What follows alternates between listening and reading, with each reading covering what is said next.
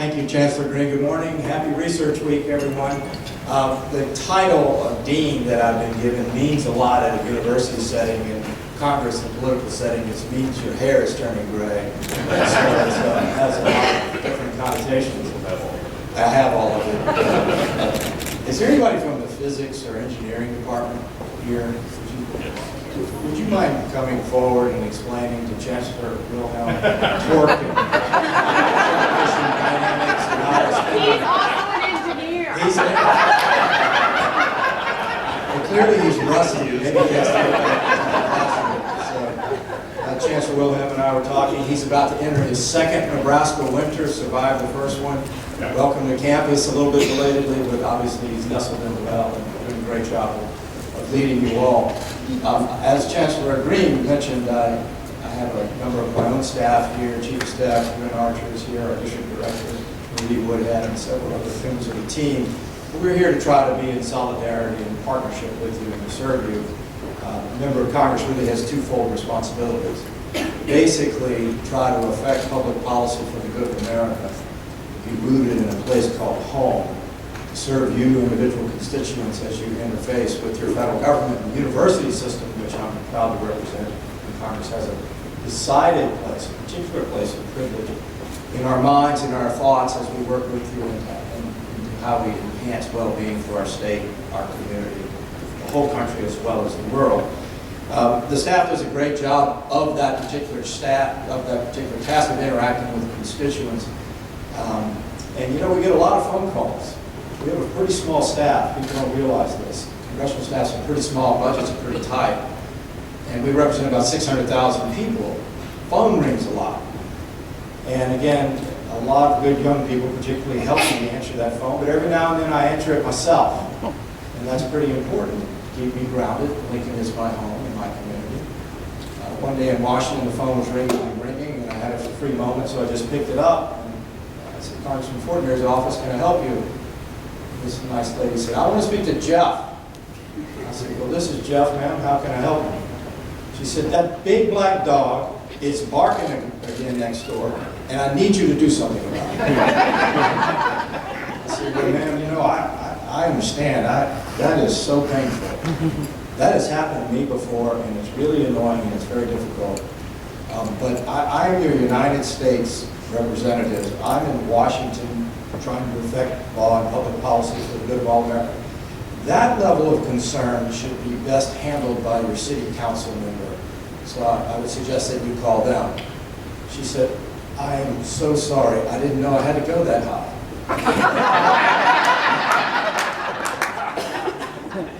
Well, that's an old joke. But in reality, it represents something important to our time. And it's this.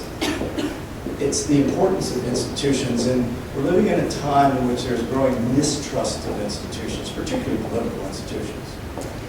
But when we have this fragmentation going on in our society, whether that's in family life, or faith life, or civic life, or political life, or in the educational sphere, what it does is it disrupts something very important for our entire well-being. It's what I call the continuity of formation, the continuity, excuse me, of wisdom brought forth through time and handed on in a manner that's not only contiguous, but that's exciting for the next generation to come. And so I've observed something in my time that my generation, and those of us who are a little bit older, we have the marked characteristics of being very dutiful and ambitious. Ambitious for the systems that serve us in our lives. The younger generation has the marked characteristics of being relational and empathetic.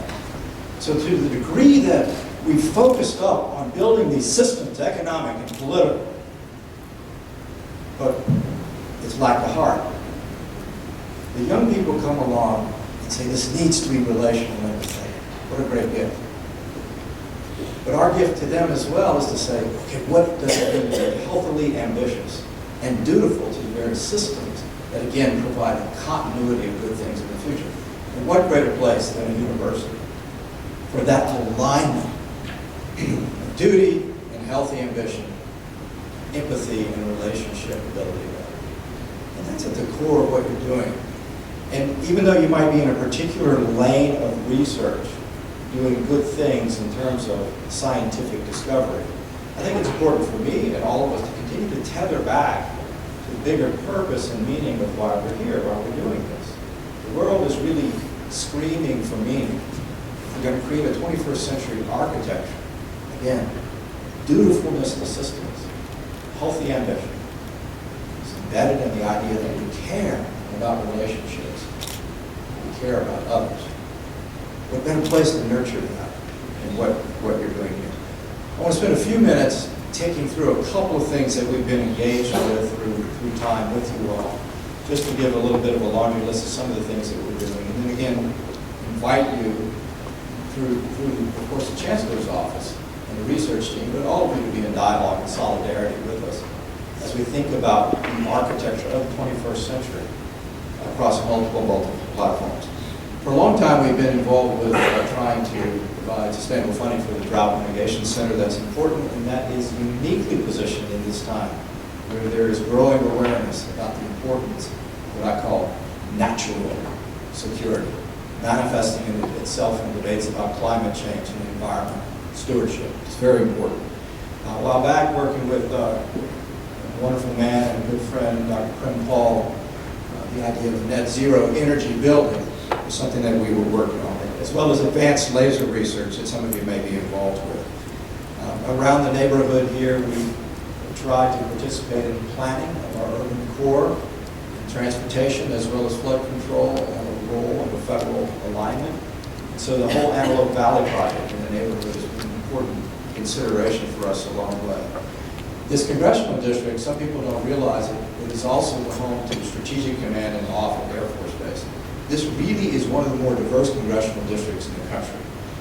Lincoln is the urban center, which is about 50% of it. Of course, you, the university, are here, as well as state government. Excuse me. But then you start into corn and cattle, with some major rural communities that have major manufacturing facilities. 2 substantial Native American reservations are in this district, as well as 2 pieces of critical national security infrastructure, Offutt Air Force Base and Strategic Command. Again, the positioning of the university to help in our national defense architecture and rethink the threats as well as the opportunities for the 21st century are ideal for you to continue to leverage for good outcomes. In the health space as well, we've been active with the Med Center to provide assistance and direction for the Ebola and Infectious Disease Center, as well as a number of other projects, one of which involves a vision for how to align potentially with the Native American healthcare system. So those are some of the things we've been doing, but really close to my heart is agriculture. My father died when I was young. My grandfather was a county agent. And he asked me, he said, "Jeffrey, what do you want to do in life?" I said, "Pop, I want to be a farmer." And he smiled and winced. I said, "Well, you're going to have to marry a farmer's daughter." Well, that didn't happen. But at the same time, here, fast forward 45 or so years later, I find myself as what's called the ranking member of the Agricultural Appropriations Subcommittee in Congress. We control a lot of money that goes into ag policy and food security, a whole lot. It's one of the quiet things that America does and excels at. We feed ourselves and we feed the world with the lowest food prices in the world, the best, highest amount of production increasing in the world. It's an extraordinary benefit to our society, and it's little understood, except in a place like this, where agriculture continues to be a backbone of research and mission. So I commend you for that. Some of the things that we're looking at is the idea of using big data, a lot of data in the USDA, but how do we better manage that for proper alignment of inputs and outputs? How do we think about rural development in a new way that actually takes, like rural broadband, for instance, which we'll measure in terms of expenditure and wires, but that's really not the measure. The measure ought to be how are we creating ecosystems of livability through advancing technology which are essential to telehealth and telecommunity, as well as precision agriculture.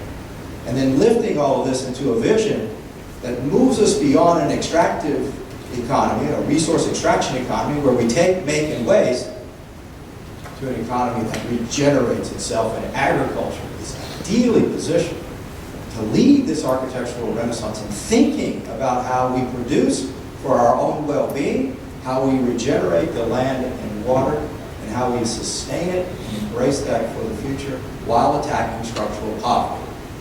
Now, that's a vision, I think, that gets young people excited. That's a vision that gets me, and perhaps many of you who are a little bit older than doing this a while, excited, because it answers that fundamental question that the world is screaming for. What is meaning? How are we going to live in solidarity? The university system, of course, is ideally and importantly positioned for that. And so last night I took a little look at something, I'm not sure exactly why I did this, but I was reflecting on it. I went back and looked at the 1984 championship game, football, against Miami. Many of you remember this, right? It was 4th down, about 9. And not only did we get a first down, we got a touchdown. And so there comes a moment of deliberation by Tom Osborne and the team. If he kicks a field goal and ties, he's a national championship. He's a national champion. There's a national championship. But what does Tom Osborne do? Does he call time out? Does he deliberate this? He goes for 2. He goes for the win. Let's go for the win. Go Big Red. Thanks, everyone.